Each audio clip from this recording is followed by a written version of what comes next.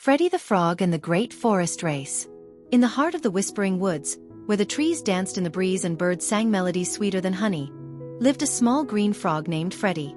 Freddy wasn't like the other frogs. He wasn't the biggest, or the fastest, or the loudest. In fact, he was rather quiet. But Freddy had something special. A dream. He dreamed of joining the Great Forest Race, a legendary event where animals from every corner of the woods came together to race across rivers, under logs, through mud, and over hills. It was not just a race of speed, but of courage, determination, and heart. Every year, Freddy watched from the sidelines as squirrels darted, rabbits leaped, and deer bounded. The crowd would cheer, the animals would laugh, and at the end, one proud winner would lift the golden acorn trophy high into the air. Freddy would sigh and whisper to himself, "One day, I'll race too." But whenever he told others about his dream, they'd laugh. "You?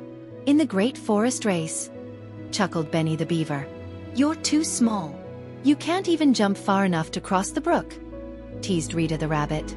Even the wise old turtle who had seen many races said, "It's good to dream, Freddy, but some dreams are just too big for little frogs."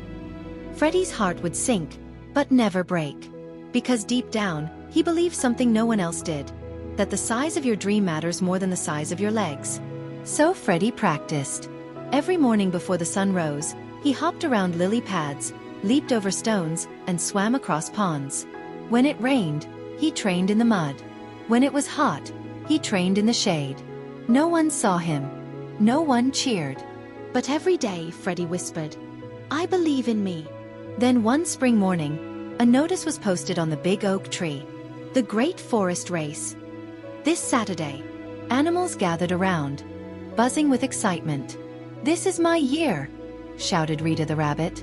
"I'm faster than ever," said Benny. Freddy looked up at the notice, heart pounding. This was it. His moment. He walked slowly to the registration table. The squirrel in charge looked down. "You're signing up?" she asked. "Yes," said Freddy, standing tall. "I want to race." Snickers spread through the crowd. Some animals giggled. Others rolled their eyes. But Freddy didn't flinch. He simply smiled and said, "I may not be the fastest, but I have the biggest heart." Saturday arrived with golden sunbeams and the scent of wildflowers in the air. The forest was alive with excitement. Animals lined the path, clapping and chattering. Colorful flags fluttered in the trees. Freddy stood at the starting line, between Benny and Rita. "Try not to get stepped on, little guy," Benny muttered. "Good luck keeping up," Rita smirked. The squirrel announcer held up a leafy flag. "On your marks.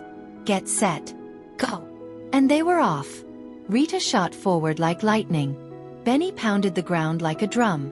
Freddy started last, his little legs working furiously, his breath steady. The path twisted through the woods, over roots and under vines. It crossed a babbling brook and wound through a thick patch of moss. Rita was in the lead. But as she zipped past a bush, she didn't see the thick vine. Snap! She tripped and tumbled, landing in a muddy puddle. Benny was second, leaping over logs with ease. But as he reached the river, he hesitated. The water was fast, and he wasn't a strong swimmer. Meanwhile, Freddy approached slowly but surely. When he reached the muddy puddle, he saw Rita struggling. "Need a hand?"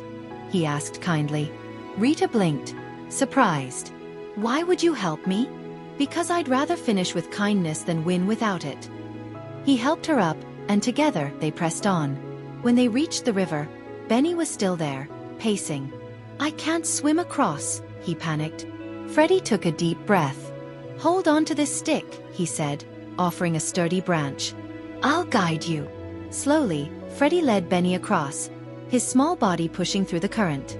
On the other side, the crowd was silent. No one had ever seen such teamwork in the race before. The three of them, muddy and tired, continued together. They climbed the hill, the final stretch. Other animals had dropped out, too tired or too proud. But Freddy, Rita, and Benny kept moving, side by side. When they reached the top, the golden acorn trophy sparkled in the sun. The crowd cheered wildly. Not for the fastest, but for the bravest. The squirrel announcer stepped forward.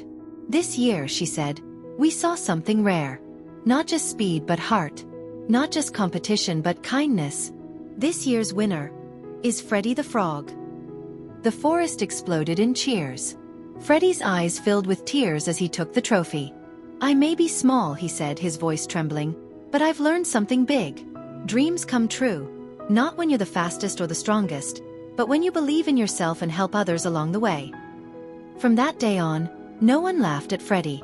Instead, they told stories of the little frog with the big heart who raced not just to win, but to lift others up. And deep in the whispering woods, whenever a new animal doubted themselves, the elders would smile and say, "Remember Freddy the Frog. If he could do it, so can you." Moral of the story: believe in yourself, even when others don't. Be kind, even when no one sees. And remember, true greatness comes not from beating others, but from lifting them up and never giving up on your dreams. Frog Face Green Heart. The brave mother cat of the forest. Once upon a time, in a quiet corner of a vast forest where the leaves whispered secrets and the sun filtered through the trees like golden dust, there lived a gentle cat named Mavi. Mavi wasn't just any cat. She was a mother. She had 3 little kittens: Posy, Whisker, and Pebble. Each was a different color, with their own little quirks, but they all shared the same home, the warmth of their mother's heart. Mavi loved her kittens more than anything in the world. She taught them how to climb little branches, chase butterflies, and listen to the rhythm of the wind.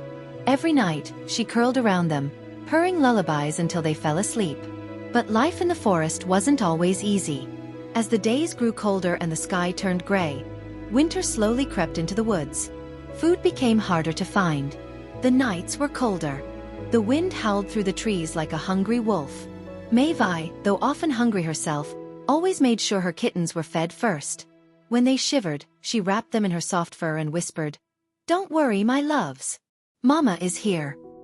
Even when she was tired, she stayed awake to guard them. Even when she was scared, she stood strong so they wouldn't feel afraid. One chilly morning, Whisker looked up at her and asked, "Mom, why do you always do everything for us?" Mavi smiled gently and licked his little ear. "Because you are pieces of my heart," she said. "When you're cold, I freeze. When you smile, I shine." Being a mother isn't just about feeding you. It's about loving you more than I love myself. Pebble blinked his sleepy eyes. "But don't you get tired, Mama?" Mavi sighed softly, not in sadness but in peace. "I do," she said. "But love is stronger than tiredness. Love makes me brave." Then one stormy night, the forest roared with wind and rain. Trees bent, branches broke, and the kittens cried in fear. Their den began to flood. Without thinking twice, Mavi picked each kitten up, one by one, and carried them to a dry, safe hollow under an old tree. She stood at the entrance all night, shielding them from the storm with her own body. The rain soaked her fur. The wind chilled her bones. But not a single drop touched her babies. By morning, the storm had passed, and the sun peeked through the clouds. The forest sighed in relief. Mavi was cold, wet, and exhausted, but her kittens were safe, warm, and alive. They curled around her and purred softly. "Mama," Posy whispered, "you're our hero." Mavi closed her eyes and whispered back, "I'm not a hero, little one. I'm just your mother. And for you, I'll always be everything." As time passed, the kittens grew. They learned to hunt, to climb high trees, to take care of themselves. But no matter how far they roamed, they always carried a piece of their mother in their hearts. Because mother's love doesn't stay in the den. It follows you, quietly, like sunlight on your back. It warms you when the world feels cold. And even when she's not near, her voice still whispers, "I'm here." The lesson of the story: a mother's love is the strongest force in the world.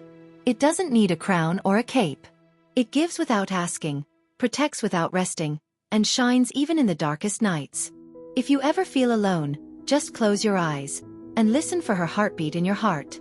If this story touched your heart, even just a little, don't forget to like the video, subscribe to the channel, and share your thoughts in the comments. We'd love to hear what it meant to you. And if you'd like to go a step further, you can join the channel to help us tell more stories like this. Stories that make us feel, dream, and keep going.